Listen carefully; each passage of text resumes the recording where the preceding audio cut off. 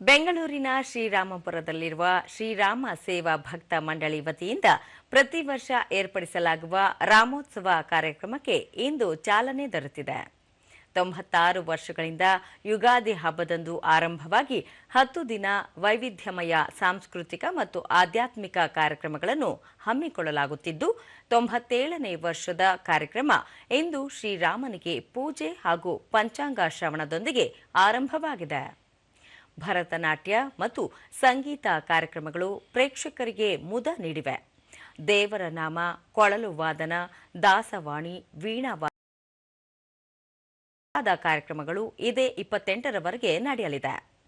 ದೂರದರ್ಶನದೊಂದಿಗೆ ಸಮಿತಿ ಸದಸ್ಯ ಅಶೋಕ್ ಶ್ರೀರಾಮನವಮಿ ಸಂದರ್ಭದಲ್ಲಿ ಏರ್ಪಾಡಾಗುವ ಕಾರ್ಯಕ್ರಮದಲ್ಲಿ ಬಡಾವಣೆಯ ಜನರು ಸಕ್ರಿಯವಾಗಿ ಪಾಲ್ಗೊಳ್ಳುತ್ತಿದ್ದಾರೆ ಎಂದರು. ವಾಣಿಗಳು ಮತ್ತೆ ತಾಳತರಂಗಿಣಿ ಇಂತಹ ಬಹಳಷ್ಟು ಕಾರ್ಯಕ್ರಮಗಳು ನಾವು ಹಮ್ಮಿಕೊಂಡಿದ್ದೇವೆ.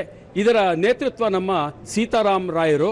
ಅವರು ಅನಾರೋಗ್ಯದಿಂದ ಇವತ್ತು ಬರಲಿಕ್ಕಾಗಿಲ್ಲ. ನಮ್ಮ ಇಡೀ ಟ್ರಸ್ಟ್ನ ಎಲ್ಲ ಸದಸ್ಯರುಗಳು ಇವತ್ತು ಹಾಜರಾಗಿದ್ದೇವೆ. ಭಕ್ತಾದಿಗಳು ಕೂಡ ಕಾರ್ಯಕ್ರಮಕ್ಕಾಗಿ ಇಲ್ಲಿ ಸೇರಿದ್ದಾರೆ.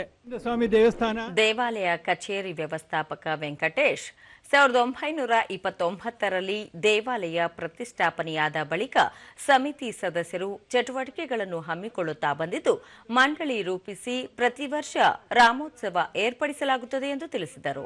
ಕಮಿಟಿ ಪ್ರಾರಂಭವಾಗಿ ಅನಂತರ ಈ ಒಂದು ಶ್ರೀರಾಮ ಸೇವಾ ಭಕ್ತ ಮಂಡಳಿ ಒಂದು ಸ್ಥಾಪನೆಯಾಗಿ ನಮ್ಮ ದಿವಂಗತ ಕೃಷ್ಣಸ್ವಾಮಿ ಪಳ್ಳಿಯವರ ಒಂದು ಧರ್ಮಾರ್ಥವಾಗಿ ಕಟ್ಟಿಸಿರುವಂತಹ ಶ್ರೀರಾಮ ಮಂದಿರದಲ್ಲಿ ಈ ಒಂದು ಕಾರ್ಯಕ್ರಮವು ಬಹಳ ನಿರಂತರವಾಗಿ ನಡೆದುಕೊಂಡು ಬರ್ತಾ ಇದೆ.